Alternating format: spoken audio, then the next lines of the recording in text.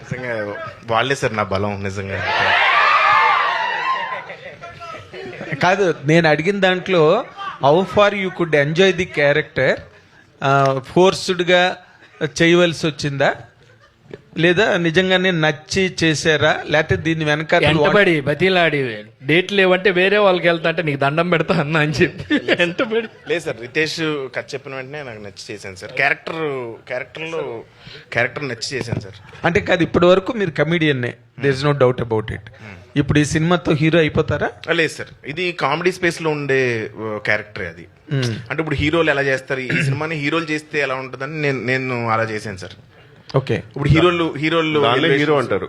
అదే అలా చేశాను కానీ అంటే కామికల్ గానే చేశాను తప్ప సీరియస్ గా అలా చేయలేదు sir. But sir, sorry to disturb the flow కానీ చాలా కష్టపడ్డారు సార్ నిజంగా. మామూలుగా మనము ఆయన కష్టపడ్డారా, అందరూ కష్టపడ్డారు?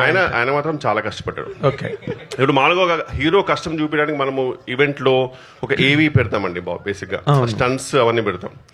ఈయన ఫోటో పెడితే సరిపోతుంది సార్, ఎందుకంటే ఆయన వేసుకున్న విగ్ అన్ని రోజులు సార్ చెప్తున్నాను చాలా కష్టం సార్. అది మాత్రం కష్టం సార్, అది దానికి మాత్రం నిజంగా కష్టపడ్డాను నిజంగా. అంటే ఆయన సడన్ గా ఒకరోజు విగ్ తీసి వస్తే సార్ నిజంగా నేను గుండు కొట్టుకున్న తర్వాత మనం సడన్ గా ఫస్ట్ టైం స్నానం చేస్తాం కదా సార్, ఒక ఫీలింగ్ వస్తుంది నాకు.